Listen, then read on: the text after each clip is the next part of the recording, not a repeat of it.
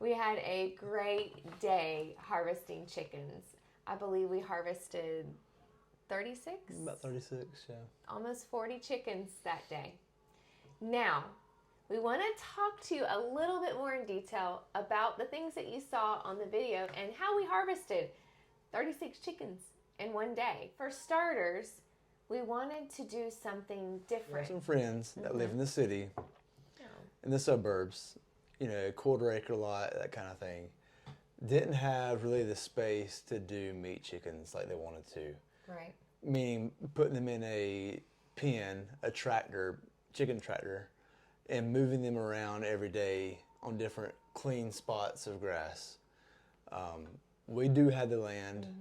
So what we did was we formed some kind of a partnership where, they bought the birds, they built the tractors, they bought the feed, and basically I moved them every day and fed them and watered them and everything like that. So that was the kind of the arrangement we had. But then once we got to the end, then we brought everybody together, 3 families total Yeah. that came together, and we ended up processing them as a group. Right. Kind of a Yeah. barn raising idea. Yeah, we had 3 families. How many kids do we have? We have 6. We had 13 kids, is that right? Yeah. Yeah. 13 kids. And you know what? You can see on the video, they were all involved in the process, which was so cool because they all saw each other involved. And so the more, the merrier. That saying really rang true for our kids because they all wanted to be a part of it. So that was really cool. So let's talk about some of the process and why we chose to do this. I'm always talking about where our food comes from, knowing where your food comes from. And that's really, really important because the food that you eat is what nourishes your body. And if you're just eating food void of vitamins and minerals and all the nutrients our body needs to be healthy, then your body's not getting a whole lot. We want to put our money into good, healthy food that nourishes our body. And so this was one of those things. These chickens were raised on grass and non-GMO feed. They were moved around our pasture, like Travis said, and they were given no antibiotics, no medicines, anything. And the reason for that is they were living in a healthy environment, so there was no need for antibiotics, medicines, anything like that. One of the things that I thought was really cool is when we were gutting the chicken and I opened up the stomach and I got to see what was inside.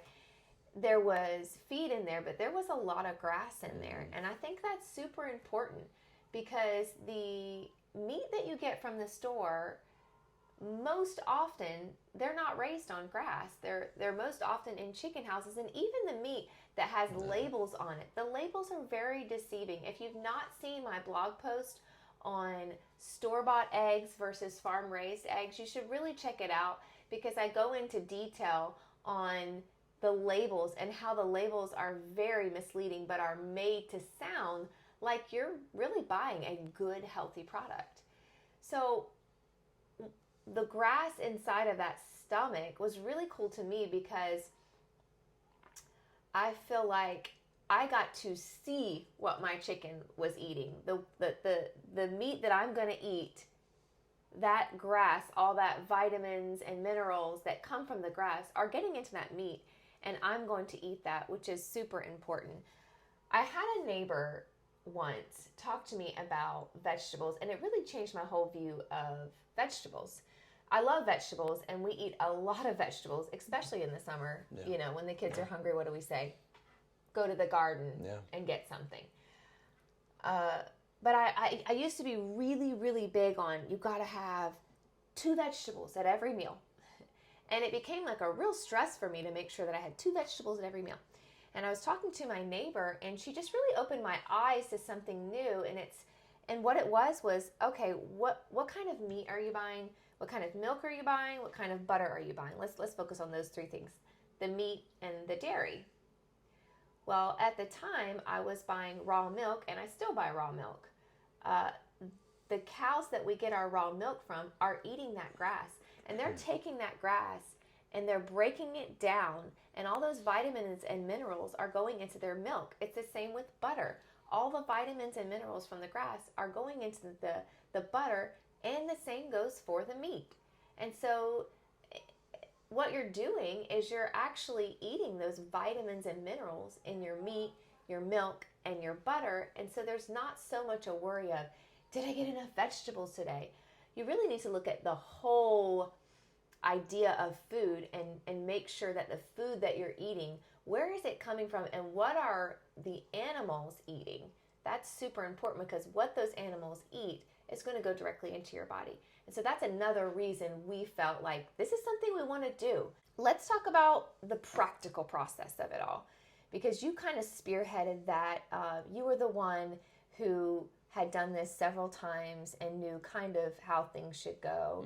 So we had two ways. We had two killing cones, I guess, if you will. One that we had bought a while back on Amazon, which we'll put a link in the description. We just nailed it to a tree. Yeah. And they have different sizes. And then we had a friend who brought a traffic cone, right? Yeah. So if you're on a budget, get a traffic cone. And he just cut it so that the opening was large enough. I'm sure you saw it in the video, but it was wedged in between an old trampoline that we're using as a pig shelter very soon. Between the springs, yeah. Yeah, so that gives you two ways that you can use to hold the bird. But I'll let you kind of describe the process from the killing of the chicken all the way to the putting it in the freezer bag. Yeah, we've done it before where we didn't have the nice tools like the plucker and something to scald. Yeah, scald the bird first with. Even we didn't have a killing cone when we first killed our Yeah. ducks. I held them, and Travis slit their throats, and that was not the best. Yeah, you don't have to have those things, but man, when you're doing several, it really makes it a lot nicer. You always say the right tools make all the difference. Yeah, and that's true. True with anything. Yeah, it can make all the difference in your experience. So this time around, we one family was able to get a hold of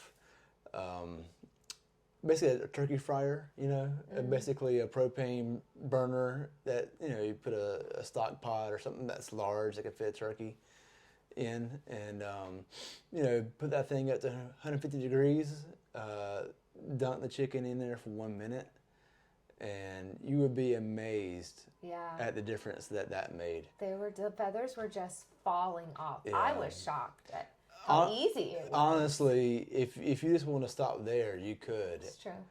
You don't need the plucker. The plucker is nice to have. It saves time and effort. But like just having the scalder was huge. So had we known that when we first started, years ago, we would not have skipped on that. The plucker is a little more money, for sure.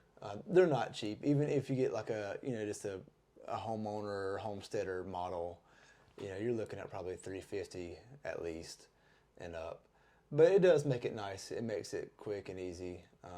Scald the bird for a minute at 150 degrees, and then go take it to the plucker, throw it in there, and 30 seconds to a minute later, you've got a clean bird that's ready to be gutted.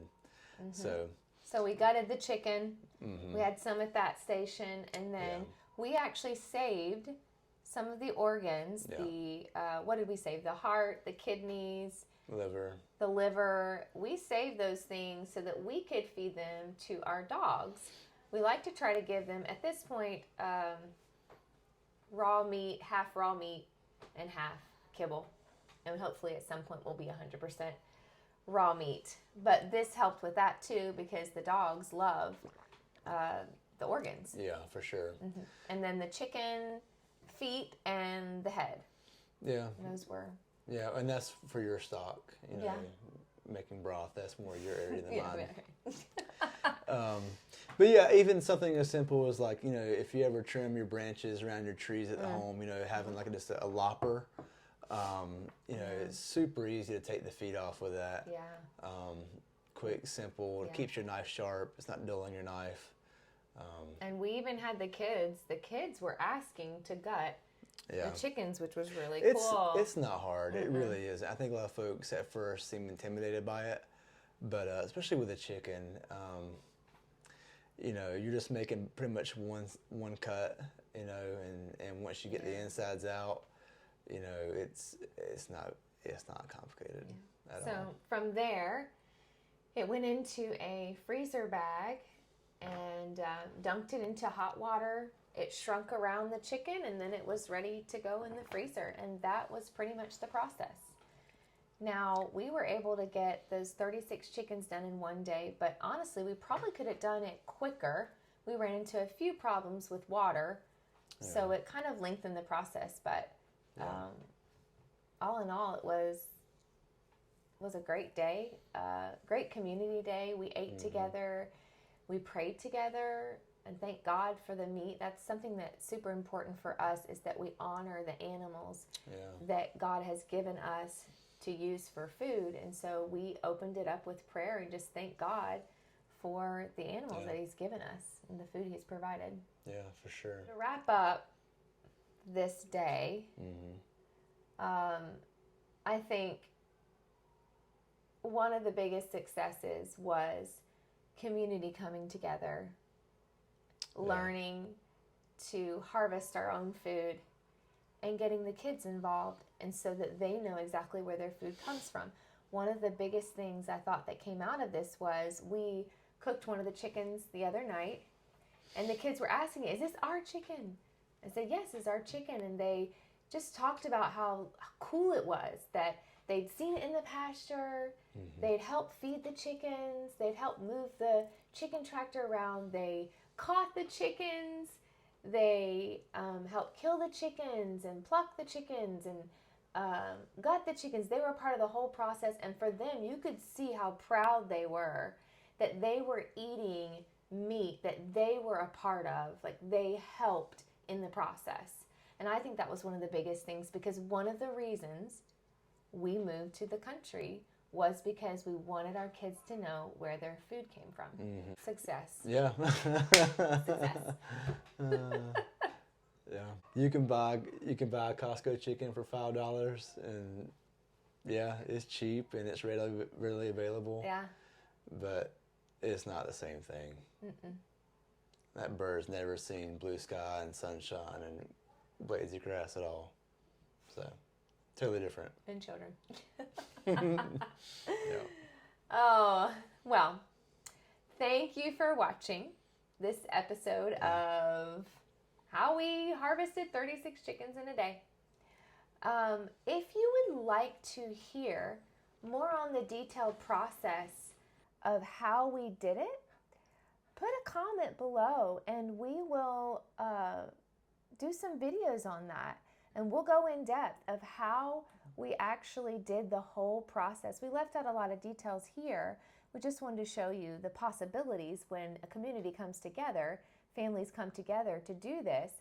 But yeah, just put a comment below of what you would like to see, and we'll try to make that happen. Again, thanks for watching. And if you would like to hear more tips on living off the land, recipes, how to preserve your food, check out my blog at www.lifewithaprons.com. If you liked this video, then click the like button and subscribe to our channel so you don't miss any more content.